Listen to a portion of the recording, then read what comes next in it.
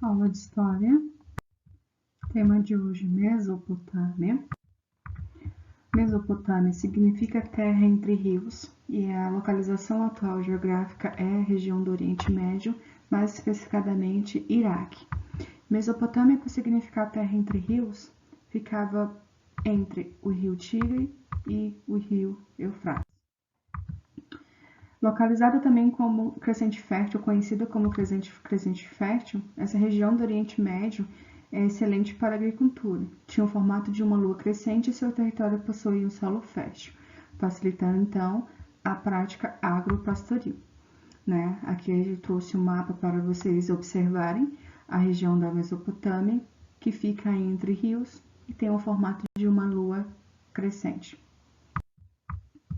A Mesopotâmia foi uma região por onde passavam muitos povos nômades, oriundos de diversas localidades. A terra fértil fazia com que alguns desses povos se estabelecessem naquele território, surgindo assim as sociedades mesopotâmicas. Então, como o sedentarismo do homem, favoreceu aí o surgimento da formação das primeiras sociedades, desenvolvimento do comércio e até mesmo um significativo crescimento populacional. Os principais povos aí da Mesopotâmia, nós temos os sumérios, os amoritas, acádios, hititas, elamitas, cassitas e arameus. Cidades importantes. Temos várias cidades importantes que foram destaque comerciais e populacionais do período, porém damos destaque às cidades sumérias: Ur, Uruk e Nippur, Lagash, Assur, só que também temos que dar destaque para a cidade da Babilônia, com seu primeiro e segundo Império Babilônico. Personalidades históricas da Mesopotâmia são os principais reis do período da Mesopotâmia. Damos destaque para Hammurabi e Nabucodonosor. A sociedade, a forma que a sociedade estava estruturada, a organização social da Mesopotâmia estava classificado como uma sociedade estamental, dividida em classes. Os sacerdotes tinham função religiosas, os aristocráticos eram os grandes proprietários de terra, os militares tinham caráter de defesa de território, função, na verdade, de defesa de território, os comerciantes, os artesãos que fabricavam produtos manufaturados, os camponeses que viviam no campo e trabalhavam no campo, e os escravos que serviam de mão de obra sem ser assalariado. Sumérios. Os sumérios foram provavelmente os primeiros a habitar o sul da Mesopotâmia, construiu as primeiras cidades que a humanidade tem conhecimento, como Ur, Uruk e Lagash.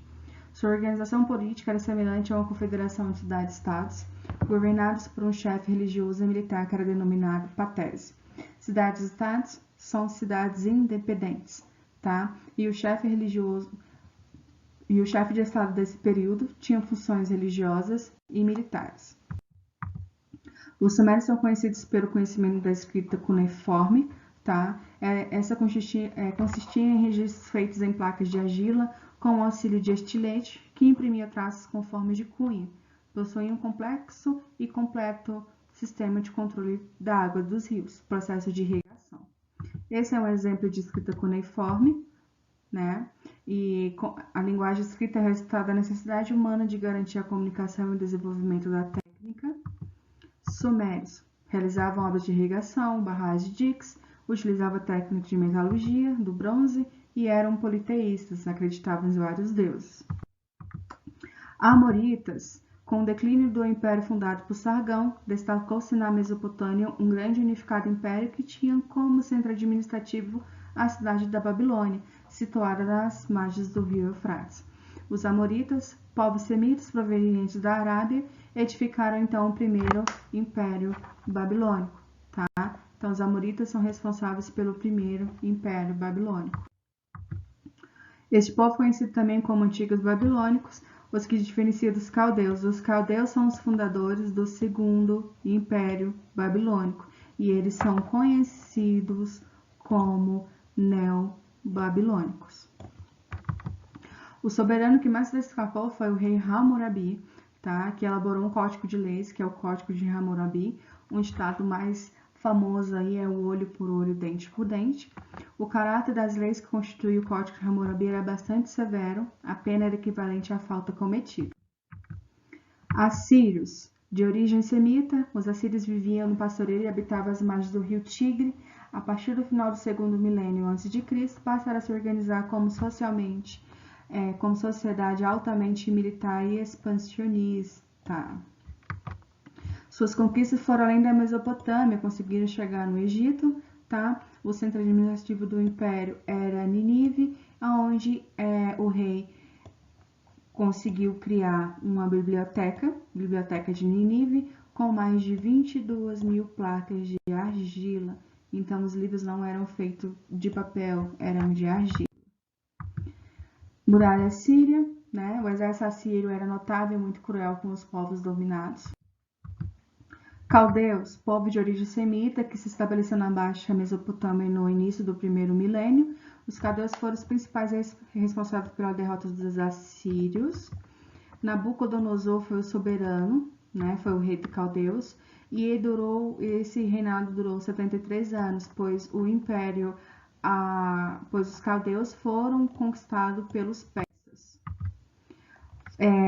Esses caldeus foram conhecidos pela criação do Jardim Suspenso da Babilônia, que é uma das maravilhas do mundo, né, e a Torre de Babel, e governou por quase 70 anos após sua morte. Os persas dominaram o Império Babilônico. Tá? Então, a gente tem aqui o Jardim Suspenso da Babilônia e a Torre de Babel. Viviam da agricultura. Os babilônicos foram responsáveis por legados da astronomia. Tá? Nós temos também a matemática, medicina, escrita cuneiforme, literatura, Código de Hammurabi, que abrangia 282 leis. Temos também, como exemplo, o artigo 25, inciso 227.